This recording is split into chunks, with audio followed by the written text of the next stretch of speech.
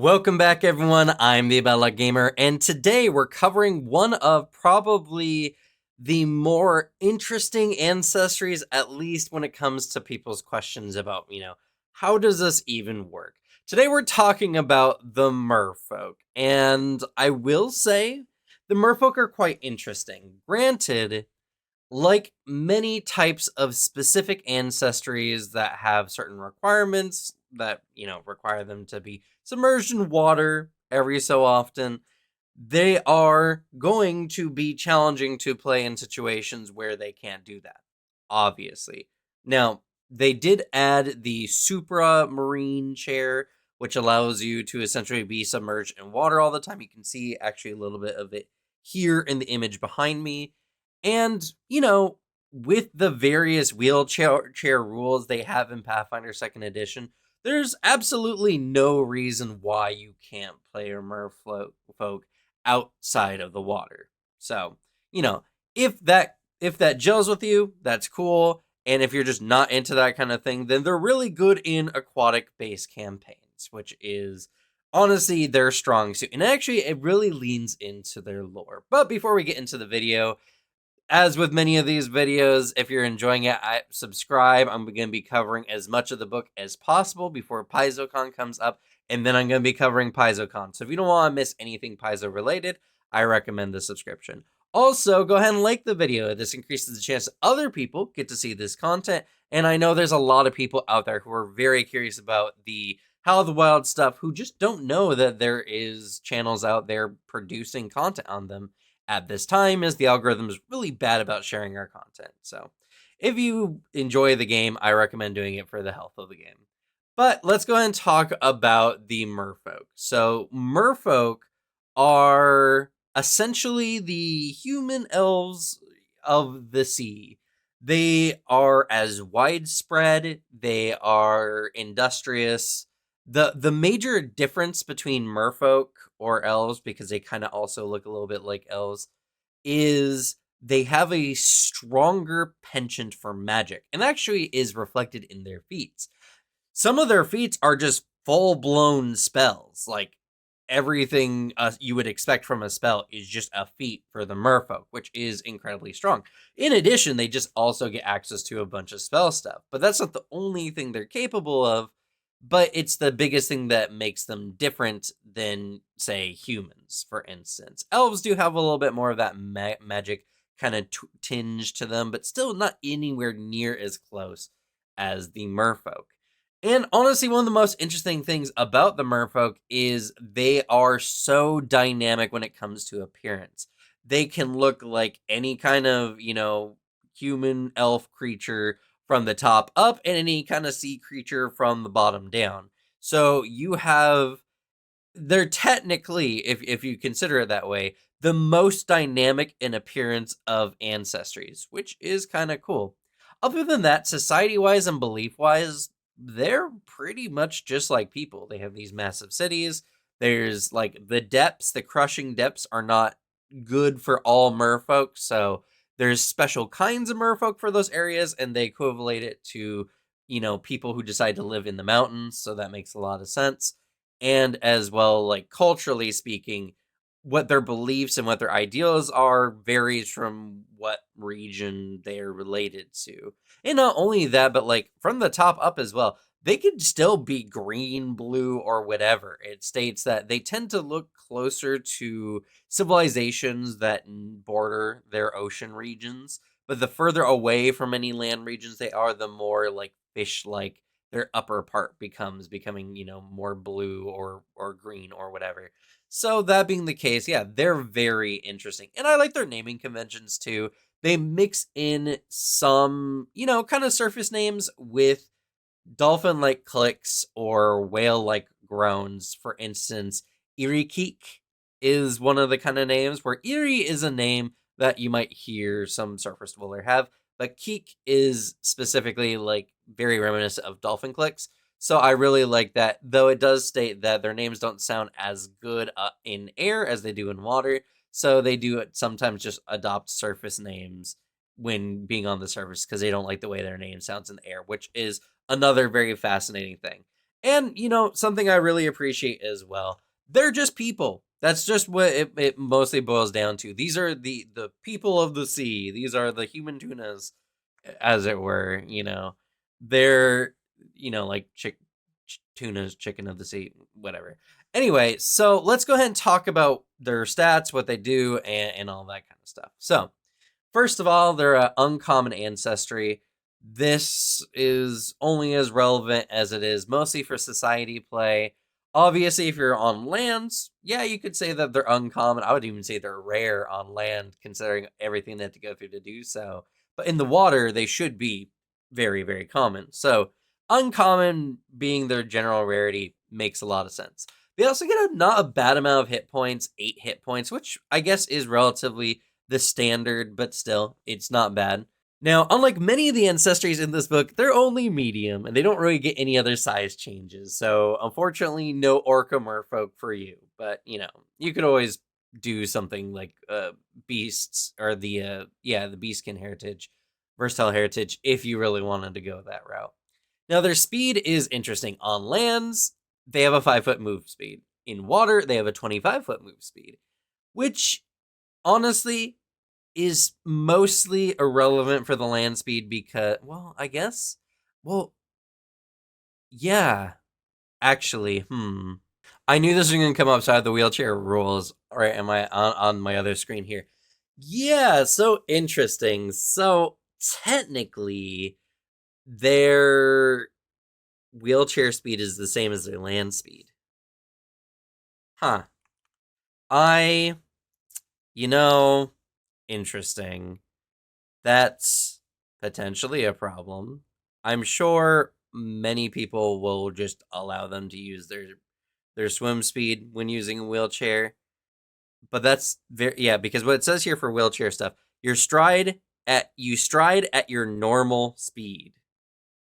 It doesn't mention your speed for anything else. And you could argue their swim speed technically is their normal speed, but that's chopping the language up in a way that, like, yeah, sure, you can arbitrate. It's the same as just GM fiat. Your GM can say, yeah, that makes sense, but that's not anything explicitly written. So that being the case, it I would just if they're planning on doing an above surface game, why not just let them use a wheelchair at their swim speed? But that's an interesting ruling that is fascinating nonetheless. Now, their attributes are dexterity, charisma, and a free one, with constitution being their attribute flaw. I don't know why constitution would be their attribute flaw, to be honest.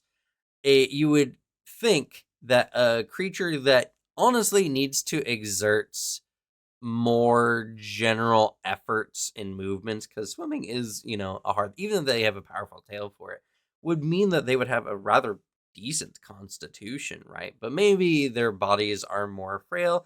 I don't know. It seems almost arbitrary, but that's what it is. So work with it as you see fit.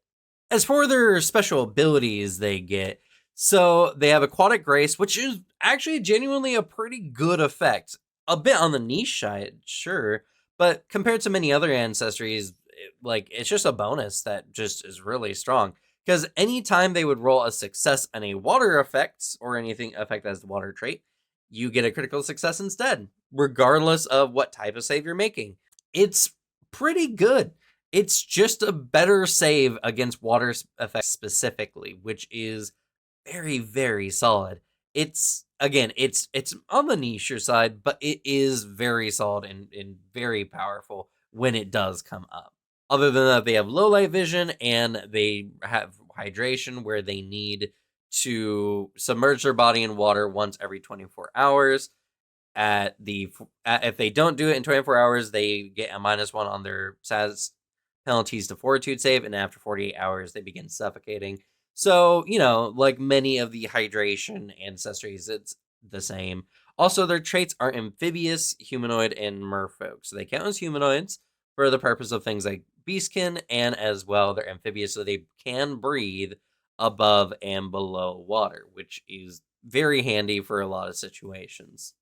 So, all that in consideration, let's go ahead and talk about the heritages. So, first off, we have the Abyssal Merfolk. This mostly just gives you dark vision, though, if you do ever go into the crushing depths, you're immune to any of the environmental effects from crushing depths, which predominantly from crushing pressure, but still, it means you're acclimated to that pretty decent. Honestly, you're mostly going to pick this one up just for the dark vision. Though, depending on the campaign, maybe being able to dive into the abyss is a good thing, though it is bound to be filled with all kinds of scary monsters. So, that being the case, sure, you can go there. I don't know why you would. I'm going to mispronounce his name, and you're going to have to deal with it. This is the Karadon Merfolk. They're essentially the Shark Merfolk, one of the coolest ones aesthetically. They gain an imprecise sense of a range of 30 feet, though if it's spilled blood, it's 120 feet or 500 feet in the water. Honestly, I mean, I understand it would be annoying, but I think there just need to be more imprecise, like, smell sense that allow you to detect at a much bigger range than just 30, 60 feet or whatever. I just, I think it would be more interesting for the game. I understand how potentially powerful that is, but that being the case, I just think it would be cool. It would make smelling things actually, you know, interesting and also more accurate, because like any creature that can perceive through smell at a like very clearly, like an elephant or a dog or anything like that, they can perceive at a much bigger range than like 30 feet. So it's just something I thought about when I was looking at this particular heritage. Otherwise, it's pretty good, and honestly insanely good if you're some kind of tracker, as if an enemy tries to get away and you've injured it at some point, you can track it pretty far, even if they're not in the water, which is very, very powerful. Probably another name I'm going to pronounce incorrectly, but the pelagic or the pelagic, no, pelagic. That's what I'm going to go with. Merfolk. This is mostly just a magic-y kind of one. Now, you have a shimmery, shiny, like, tail that's more akin to, like, tuna or herring, and you gain a unique ability called Shielding Wave. I actually really like this one because more or less what it does is it gives you a level of fire and acid resistance as you need it. As an action, you raise up a shield of water around you, and you gain half your level in acid or fire resistance. And if you're submerged, this is equal to your level. This is just decent, honestly. It's niche, sure, but like fire damage is actually relatively common, and there are a fair number of enemies that do make use of acid damage. So, as a singular action to prevent some damage to yourself, it's not bad. Is it worth the action? That's kind of a question you have to ask yourself. Early game, it's probably not going to be super worth. One damage for an action at, level 1 is not really going to be worth it if you ask me. At higher levels, like at level 10, sure, 5 damage off from a fire attack can be somewhat substantial for a singular action. It just kind of depends on what kind of class you're playing, as your action load may vary. So this one is pretty okay. I actually really like it. It's just, its uses will vary depending on the type of class you play. Next up, we have the Arief Murfolk, and this one is just the poison variant of the last one, kind of, only, I guess, technically slightly better. You just have an innate poison resistance equal to half your level. You can't make it your full level, but, you don't have to spend an action for it either. And in addition, whenever you succeed a saving throw against a poison, you reduce its stage by 2 or by 1 of its virulent. Now, each critical success also steps this up by 3 or by 2 if it's virulent. So, yeah, it's just a poison resistant merfolk. There's a fair number of enemies that use poison, so this one is honestly not that bad. So, depending on what kind of game you want to play, you might want to consider this one. Last, we have the Sailfish Merfolk. You have a big fin, and it lets you swim at a 30-foot speed, and whenever you attempt a high jump or a long jump, you gain a +1 circumstance bonus to the athletics check, and you can swim instead of striding before attempting the jump, which is actually really good considering that you can't stride in water, I don't believe, normally. So sailfish merfolk are technically the only merfolk that can high jump, long jump in the water. Really? I don't know. Another weird ruling. Obviously, GM Fiat can do a lot of things. It's an interesting take, but you're the better one at the very least as these Sailfish Merfolk. So not bad, not probably one of the more interesting ones. I probably would go with Reef over this one particularly. Though if you're doing a completely like aquatic campaign, then yeah, sure. A 30-foot movement speed is just really, really good, honestly. So yeah, not a bad one. All right, we're actually going on to the ancestry feats next. There are actually not a ton of them, so this should be not a very long part of the video. First, we're going to talk about Merfolk Lore. Merfolk Lore is genuinely actually really good.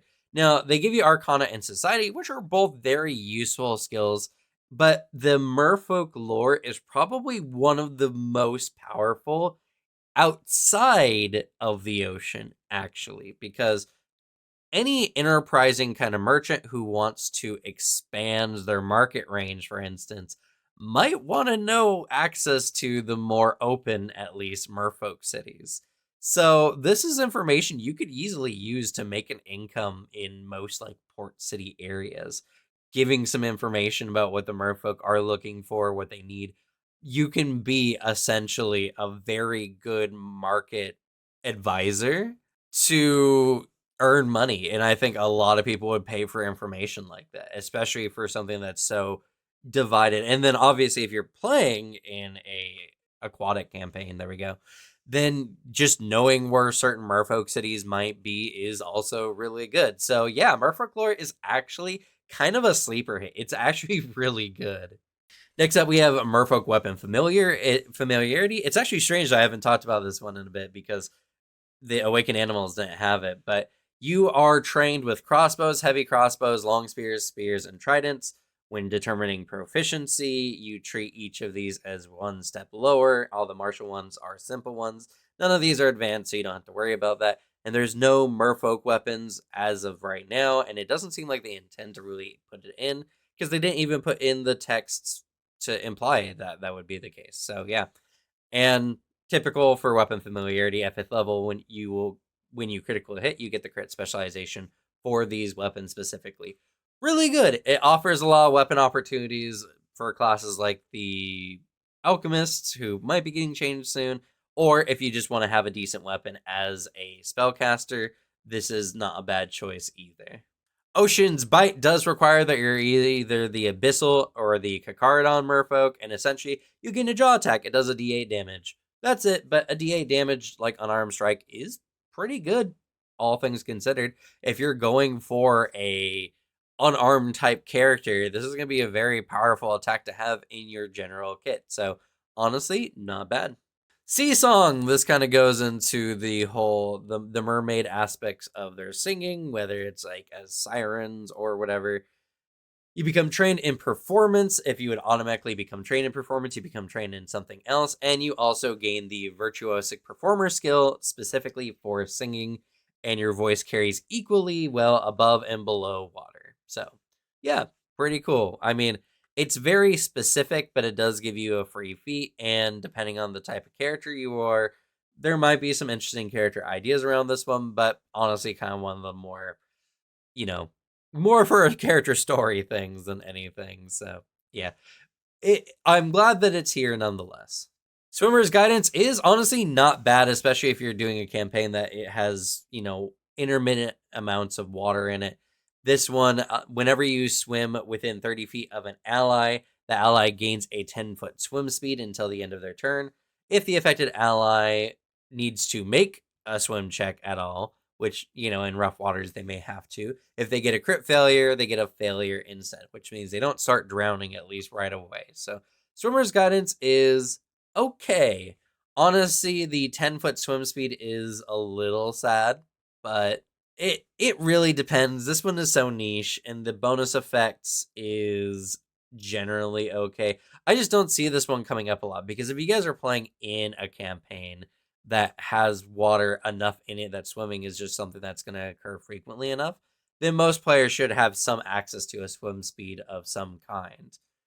This is For the niche situations where that's just not the case, you're in a campaign that isn't predominantly around water, and it just seems so niche that I can't see picking it up most of the time. Next, we have Wave Speaker. Honestly, probably the best like animal speaking feat that any ancestry can take, because you can talk to any animal that has the amphibious trait, aquatic trait, or a swim speed, such as fish, crabs, and some seabirds like penguins. Now, the GM determines which animals count for this, but at a base level, I mean, even if, right, even if it's just these three things, fish, crabs, and seabirds, that's a, like, some seabirds, like penguins, that have a swim speed, but I mean, anyway, that's still a pretty significant range of creatures that you can talk to. There's a lot of creatures that are considered fish, for instance, and honestly, crabs, crustaceans, or something of a similar ilk, like I'm sure shrimp or the like would count. So yeah, very diverse, probably the most diverse, but also in consideration one of the more niche, depending on proximity to a water slash ocean environment. So honestly, this is a pretty good one. Probably one of the better ones of this type. Next up, the level 5 feats. We have Apprentice C, which once per day you can cast either Create Water or Hydraulic Push. If you create water using this feature, you can choose to create either fresh water or salt water. Gives you access to spellcasting, pretty good. Extra spellcasting. Honestly, a Magus Merfolk is really set because there's so many spells that you can just pick up through your ancestry feats that the kind of limited spells that a Magus normally has doesn't feel nearly as bad. And honestly, this is really good if you need to submerge someone in water, because you can just create water. Now, that being said, the create water here isn't enough, but it can help. It can give you 2 gallons of water that you can use. Heck, you can even argue with your GM that this would extend your time by, 12 hours maybe, if you want to put a number on it. I mean, it's just helpful in situations like that, but it depends on how much of a stickler your GM is for the rules. So that being the case, regardless, hydraulic pushes is a really good spell. Fish blooded. I don't like the implications of this feat, because essentially what it means is that merfolk kind of suck at swimming when you think about it. So when in an aquatic environment, you ignore difficult terrain. That's fine. That part I'm generally okay with. It's the in addition swimming up or down isn't difficult terrain for you. So that means technically it is for merfolk. Now this is kind of one of the aspects of Pathfinder's 3D combat, where anytime a character moves along the x-axis, it is harder to do. In water environments, for a sea creature, for a water breathing creature or an air breathing creature, it makes sense. Swimming down is actually somewhat difficult because you're fighting your actual buoyancy, though swimming upward should be easier because you're going with the buoyancy. For a water breathing creature, it really doesn't make sense. So to be honest, in my game, this is this is as good as you ignore difficult terrain in water, which can come up quite a bit. The other half of it is something that I probably just rule out most of the time, because honestly, it's just not fun for the players to have to deal with that kind of thing, and it just doesn't feel correct. So I don't know, but fish blooded, I at the very least I can say I like this feat because you ignore difficult terrain, and it doesn't even state specifically non-magical or whatever. So any difficult terrain technically in an aquatic environment you ignore, which I think is potentially really good. So fish blood is a good feat, even though I don't like some of the implications with it. Healing flesh. This is an interesting one because it has a use that happens after you die for someone else. Even though I understand that's not generally the intended use of the feat. I just find it funny. So this is kind of based on like the like Japanese, and I'm sure maybe some other Asian culture idea of their merfolk, where eating their flesh can give you immortality. This one kind of plays on that idea. So essentially, whenever you're administering first aid, treating a disease, or treating wounds, you can take 1 damage to supply a drop of your blood. When you do so, you don't need to have healer's tools, and you get a +1 item bonus to your medicine check. So the biggest benefit is you don't need to have medicine tools, so you can always try to give aid to someone with just your blood, which is kind of cool. But honestly, why not just have healer's tools? More often than not, that gives you +1, maybe even a higher item bonus more often than not. So, it's interesting. The part that I find even more interesting, though, is if someone were to eat your heart and liver within an hour of your death, they would be healed of all physical injuries, which regains them up to their maximum HP, and they would cease to age for 8 years. So, yeah, I I think that's funny. Obviously, that's not the intended use of healing flesh, but I find it funny, and it just makes your teammates just be, well, he's dead. We could just cast resurrect on them anyway, even if we eat their heart and liver. You know, Obviously not all healing spells, because not all healing spells give back the missing organs, but there are some that do. It's funny. It's a fun feat overall. I like the idea and themes behind it. The actual practical use, you know, it's honestly not that great in my opinion. Strong Tail. This is an interesting feat, and I don't know how I feel about it, because there's technically a slightly better feat next level that I'm just going to talk about right after this. So there's Strong Tail and there's Shore Gift, and they kind of do similar things, only Shore Gift kind of does it better, though it has an action requirement, and I guess technically a polymorph effect, which can cancel out other polymorph effects. So let's talk about Strong Tail first. Strong Tail gives you a land speed of 15 feet. Now, depending on how your GM is trying to run wheelchairs, this might mean that your wheelchair gets a little faster. So I guess that's a good thing. I'm not sure. This is a very interesting one that honestly, it's okay.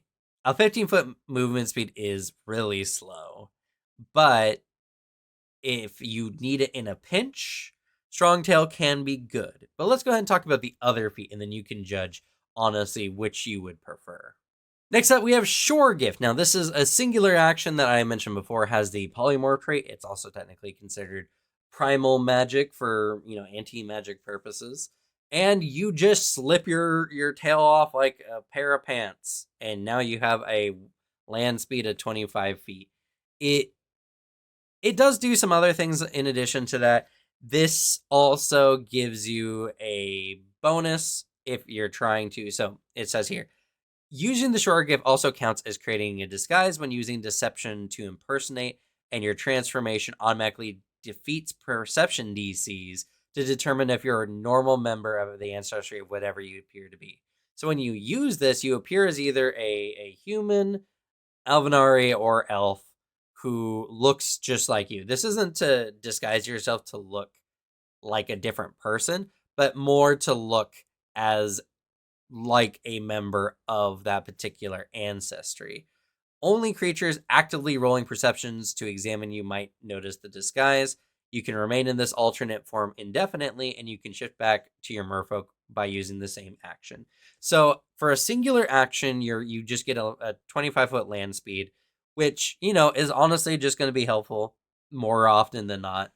It's compared to Strong Tail, this one's only downside is it requires an action before you would attempt to stride. So Strong Tail's really good if the moments you need to walk on land are brief and short. Shore Gift works better in more situations, I would argue, because it just gives you a land speed. Now, this does not remove the need for hydration. Even if you just decide to have legs from now on, you still need to hydrate your body. So you do need to be able to submerge your body. This doesn't remove yourself from being a merfolk. This just makes it easier for you to walk on land if that's what you decide to do. So I would say Shore Gift, in my opinion, is overall better than Strong Tail. But I will admit there are some niche situations where Strong Tail might be better. It's really up to you on your decision. And honestly, if you enjoy the aspect of your merfolks kind of, you know, their mer nature, their the difficulty they have on land being an aspect of your character, Strongtail just is better for that. So, to each their own. I'm offering you both options here and giving my honest opinion. Along with Shore Gift at level 9, we have Ill Tide. This is actually a pretty fun feat. It's a reaction you can use once per day, and it works on any creature, hopefully an enemy, within 30 feet of you that crit fails an attack roll, skill check, or saving throw. You make it so that the next check they make, they need to roll twice and take the worst effect as a misfortune effect. This is really good, honestly. This can make an enemy just completely bomb. The second an enemy crit fails around you, they're going to regret it. So Ill Tide is genuinely a really good feat. Siren Song. This is a very interesting one, and it's kind of like a spell. But the thing I like about this more is this works better technically for any kind of merfolk that is kind of playing as like a frontliner or a tank, which just I love the idea of the operatic singing Siren Song version rather than like the Little Mermaid-esque version. It's just funny. Anyway, so what's it do? So it's 3 actions, and you do need to be an expert in performance to use this one. All creatures within a 60-foot emanation must attempt a will save against your performance DC. On subsequent rounds, you can sustain the song, causing each creature in the area currently affected by the song to attempt another will save. So the saves are crit success, the target is unaffected and immune for 24 hours. If they succeed, the target is fascinated with you until the end of your next turn. Failures, same as success, although they're stupefied as long as they're fascinated. And crit failure is they're stupefied too for as long as they're fascinated. Now, fascinated still breaks if anyone does any hostile actions to them, but the better part is the stupefy along with it makes them more vulnerable to saves, which some of your spellcasters I'm sure will be very, very happy for. So that being the case, honestly, not too bad. Really good for a character who wants to gain the attention of all the enemies. And it's definitely a very, very fun one. I think this is a very good feat. Oh, I also forgot to mention, it does state here specifically that any creatures you travel with for a decent amount of time are essentially immune to the effect. So, don't do this in a city street, but you can do this out in the wild with your team as they're probably immune to the effect. As it does have a 60-foot emanation, which is a massive range. Another fun feat for honestly our frontline tanks, especially the Guardian, I find a very fun combination with. This is a 2-action effect. It's Tears of Pearl, and you can do this once per day. Essentially, you just begin crying, and all adjacent enemies must make a will save against the higher of your class DC or spell DC. The pearls dissolve on your next turn, so you don't get to just make pearls once per day.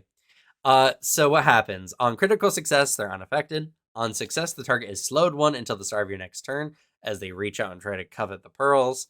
On failure, it's the same, though if they don't have a free hand for whatever reason, their first action on their turn, which they're slowed for, which is rough, which means 2 actions pretty much wasted on this one spell, must be to release whatever they're holding in an attempt to grab the pearls.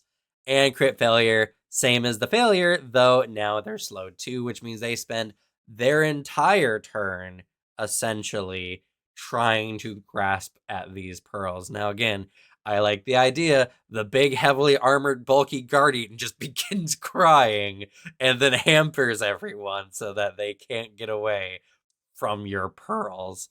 I so funny. It's a really good feat. I think it's really fun. I think there's a lot of really fun ways this can be used. And anytime a player uses this ability, it's just going to be a good time. So Tears of Pearl is a really solid feat. At 13th level, we get Pummeling Whirlpool. This is essentially a spell. It's just a spell that you can get on for your character. Once per day, you can spend 2 actions, and each creature in a 10-foot emanation of you, or 15 feet if you're in water, take 8d6 bludgeoning damage with a basic reflex save against the higher of your class DC or spell DC. A creature that fails its save is knocked prone. At 17th level, the damage increases to 11d6. It's just a spell. It's just a spell. It also has a manipulate trait, so it's literally, and concentrate. It's literally a spell. Obviously merfolk do magic. I just like the effect that this is just a unique merfolk spell, essentially. Granted, you can only use it once per day, but it's pretty good. And if they fail, they're knocked prone.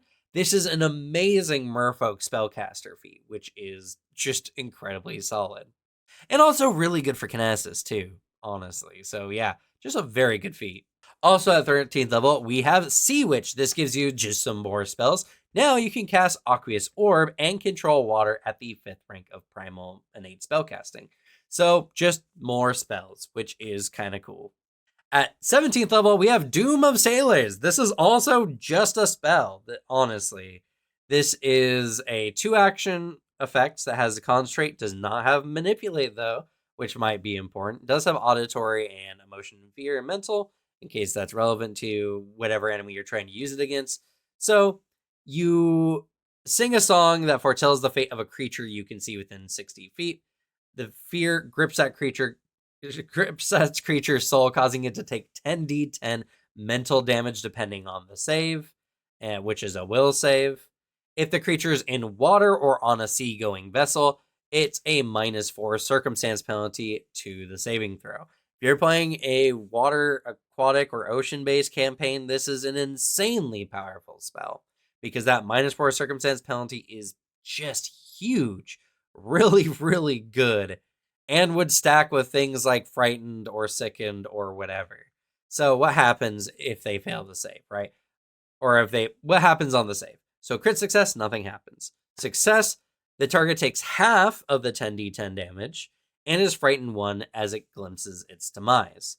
On failure, they take the full damage, are frightened 1, and in addition, they roll twice for all skill checks and saving throws in its attempts until the end of its next turn, and takes the worst result. This is a misfortune effect. So all skill and saving throws at essentially disadvantage with misfortune. I should start saying it that way. With misfortune is very powerful.